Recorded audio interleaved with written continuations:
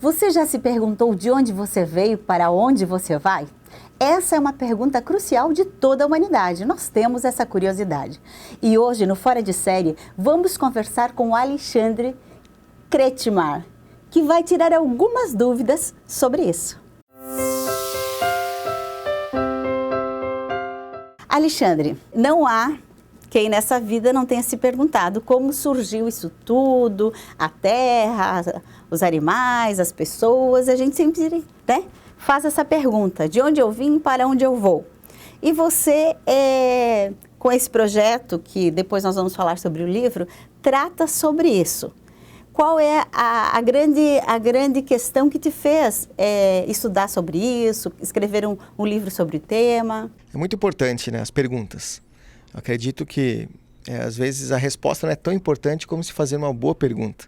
E a humanidade, desde que nós nos conhecemos, na história, arqueologia, enfim, sempre teve a curiosidade de saber isso, né? De onde nós viemos, para onde nós vamos, o que nós somos. E essas perguntas são importantes. Não estou dizendo que todas elas possuem uma resposta satisfatória. Às vezes, as respostas elas são diferentes. Mas o que me levou a escrever esse livro foi justamente isso.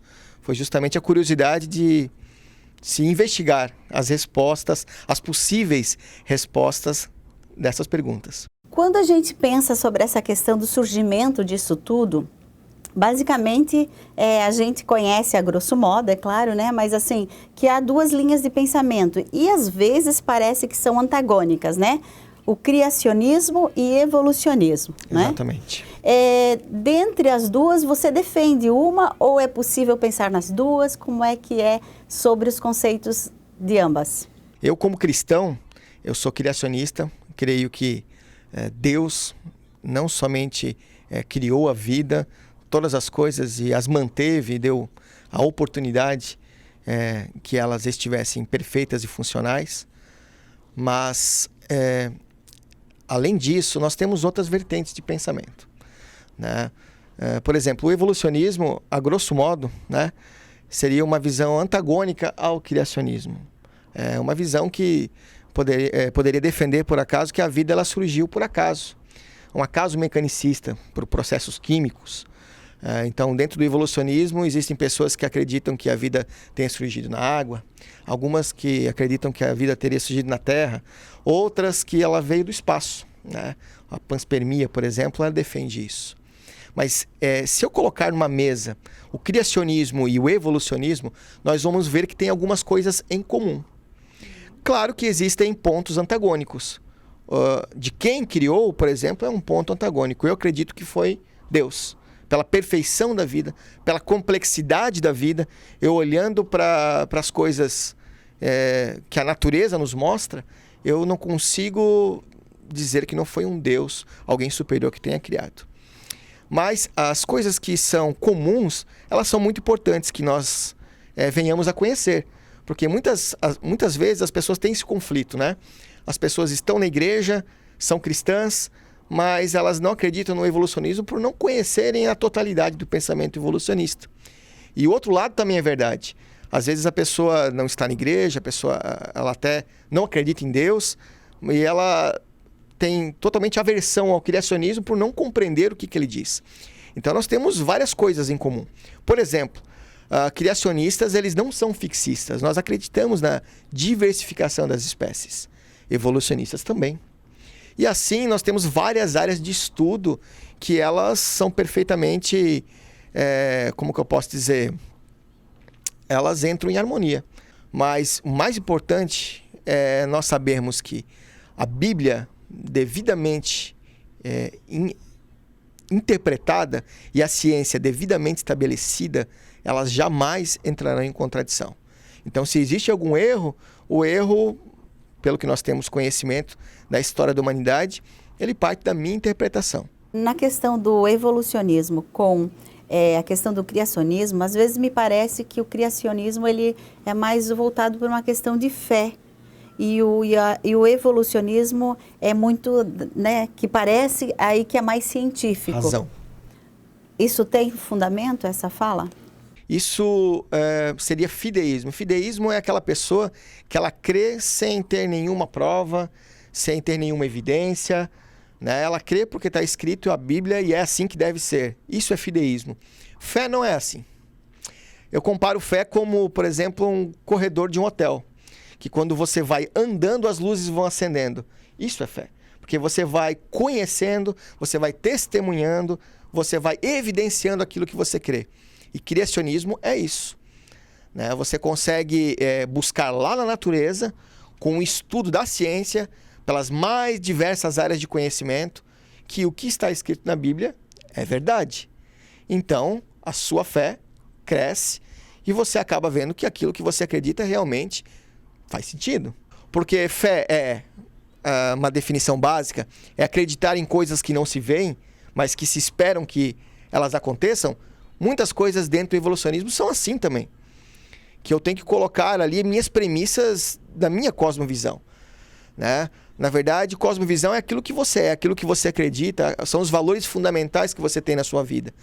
E tanto criacionistas como evolucionistas fazem isso.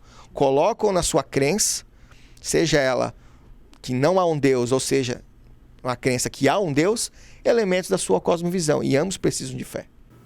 Alexandre, quando tu criasse, né, o título 11 de Gênesis, ou quando pensasse na questão de escrever o livro, sim, esse livro, ele tem uma base criacionista. Sim.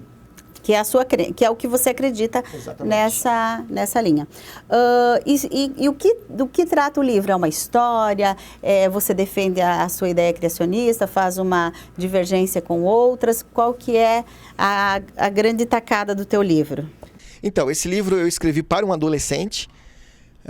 Ele não é um livro para adolescentes, mas eu escrevi especificamente para um grupo de adolescentes que faziam perguntas para mim, né? Acerca de Gênesis, né? E as perguntas bem engraçadas. Adão tinha umbigo? Os dinossauros existiram? Será que a Bíblia... A Bíblia não fala de dinossauros, e agora? Mas a Bíblia também não fala de gatos, por exemplo, e os gatos existem.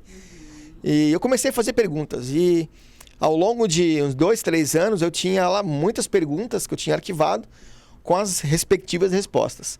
Eu percebi que essas perguntas, elas ficavam entre o capítulo 1 e o capítulo 11 de Gênesis. São os capítulos que trazem o maior número de perguntas para a pessoa que começa a ler a Bíblia. Então eu decidi reunir... Gênesis é um livro da Bíblia. Exatamente, o primeiro livro da Bíblia. Okay. E eu procurei nesse livro falar dos 11 primeiros capítulos da Bíblia, do livro de Gênesis, que é o primeiro livro. E eu falo nesse meu livro versículo a versículo. Montei uma história que realmente aconteceu, né? Mudei só alguns nomes para preservar os personagens. E aí eu conto como que ocorreu. Esse livro não tem a pretensão de ser antagônico ou em oposição ao evolucionismo, não. É um livro que fala de criacionismo. Então, certamente, algumas visões vão se contrapor. Mas o objetivo não é falar mal de evolucionismo e atacar quem pensa diferente. Então, 11 de Gênesis de fato, do capítulo 1 ao capítulo 11 do livro de Gênesis, que é o primeiro livro da Bíblia. Exatamente. Ok. Se eu me perguntasse sobre esse surgimento, né? E é o que a gente de fato pergunta. Essa questão do vazio da existência humana, da preocupação, qual é o meu propósito de vida, para onde eu estou caminhando, enfim. O que vai acontecer comigo depois dessa vida, né? Como que eu cheguei a esse mundo? De que forma você me faria acreditar que, de fato, essa teoria é que tem base para eu crer qual é o surgimento da vida? Se você olhar para trás, Silvânia, em nenhum momento da história da humanidade você vai encontrar um povo sem um Deus. A não ser... alguns criam, né, que existiam vários deuses, alguns criam em contos de mitologia, mas sempre na história da humanidade há uma existência de um povo que conhece um Deus, que busca, que anseia, né, se relacionar com Deus. E as pessoas que não conhecem a Bíblia, eu procuro sempre dizer que a Bíblia não é um livro de ciência, não é um livro científico, não é um livro de biologia, não é um livro de geologia. A Bíblia é um livro que trata de 3 coisas apenas. Ela trata do ser humano, ela trata de um Deus que o criou e de um planeta que ele foi inserido. Tudo na Bíblia faz esse triângulo. tudo. Relacionamento de Deus com esse homem em um planeta. Quando o homem peca, é expulso, por exemplo, o planeta sofre. E a relação desse homem com o planeta e com esse Deus é variada. E ao longo da Bíblia a gente vê essas três coisas acontecendo. Lá no final da Bíblia, o último livro se chama Apocalipse, e a mesma coisa. Deus promete que esse ser humano estará novamente com Deus numa terra restaurada. O mesmo triângulo fechando, né? Então a Bíblia ela tem uma lógica, desde o primeiro livro, que é Gênesis, até Apocalipse. E essa lógica, ela passa pela história da humanidade. Povos de 4.000 anos antes de Cristo viveram essa história, né? Deixaram evidências, deixaram pistas.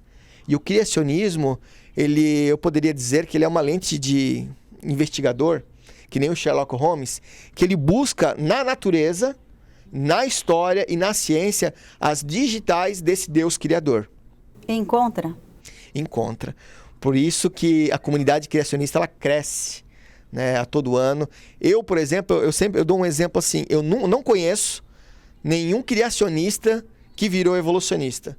Eu estou envolvido nesse meio, né, há muito tempo, mas eu conheço dezenas, centenas de evolucionistas que viraram criacionistas por avaliar essa evidência. Eu posso te dar um exemplo? Eu vou te dar um exemplo de alguém que não acreditava em Deus. O nome dessa pessoa é Francis Collins. Ele foi convidado para fazer o projeto Genoma, que é aquele projeto de sequenciar o DNA humano. Ia demorar muito tempo.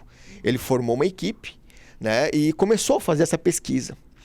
E depois de um tempo de pesquisa, ele olhando lá para o DNA humano, ele chegou a uma conclusão.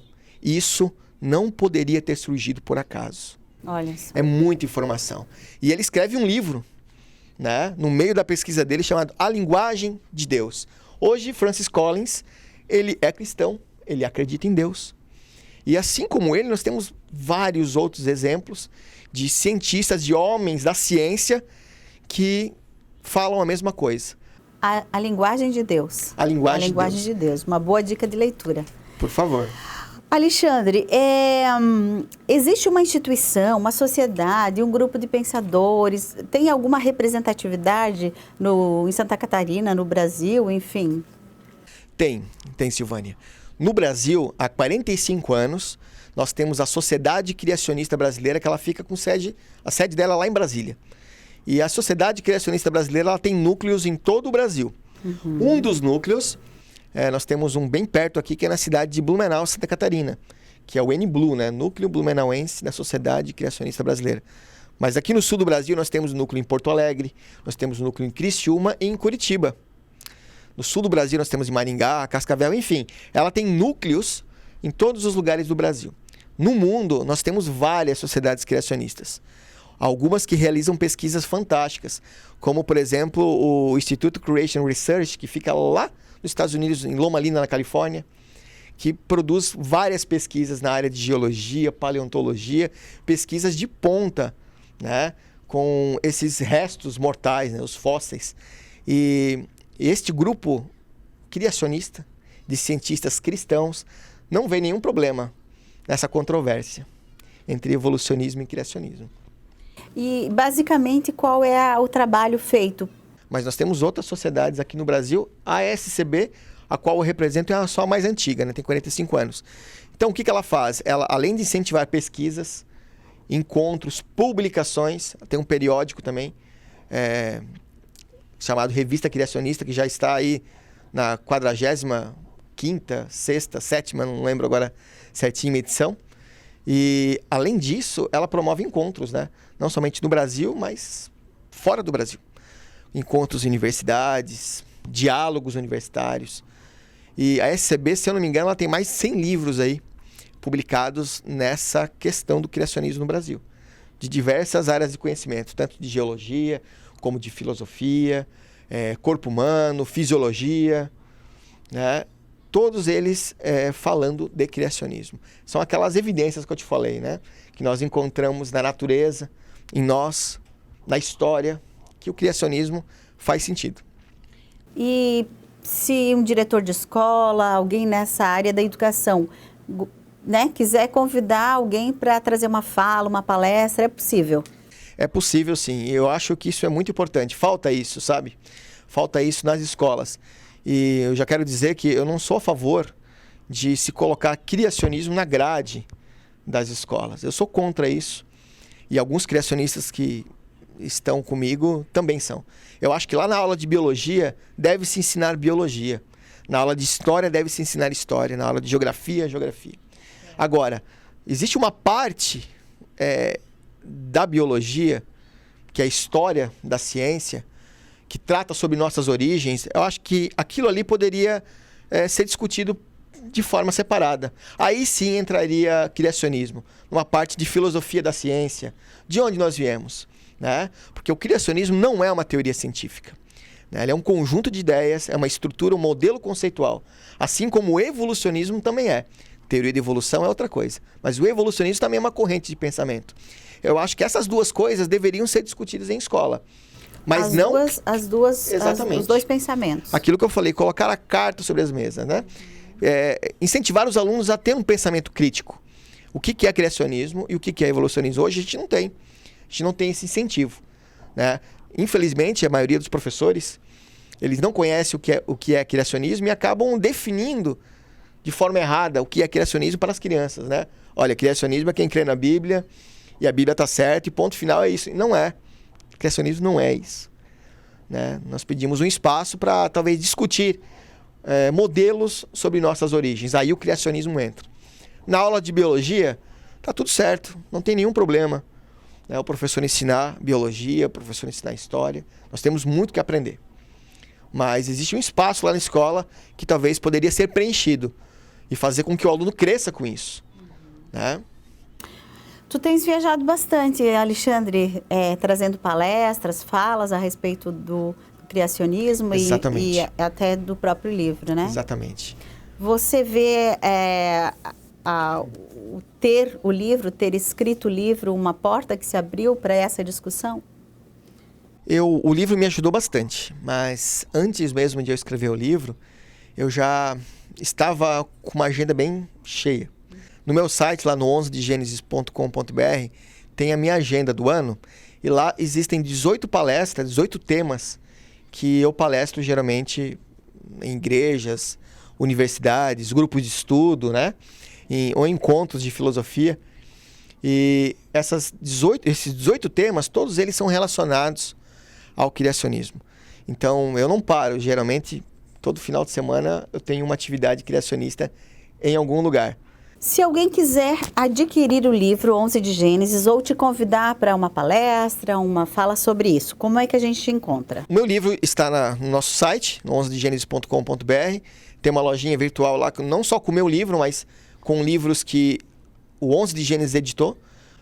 Pode entrar em contato através do nosso site. Lá tem uma aba contato, e tem meu telefone, tem nosso e-mail, né? E certamente a gente vai responder com carinho.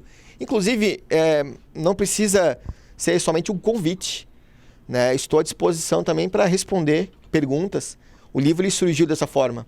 Então, eu recebo muitas perguntas. E eu tenho orgulho de dizer que eu nunca deixei ninguém sem resposta. Eu respondo todas. Às vezes demora um pouquinho, mas eu respondo todas. Então, todos nós fazemos muitas perguntas a respeito da vida, né?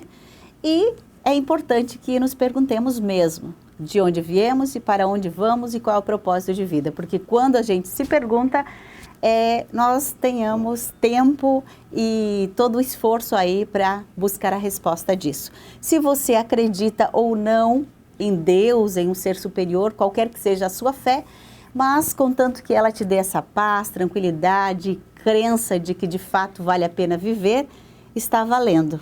Para algum lugar ela te conduz, que seja sempre para a vida. Fica aí a dica da leitura, 11 de Gênesis, né? Fora de série, fica por aqui. Eu sou Silvânia Santos. Seja você fora de série também.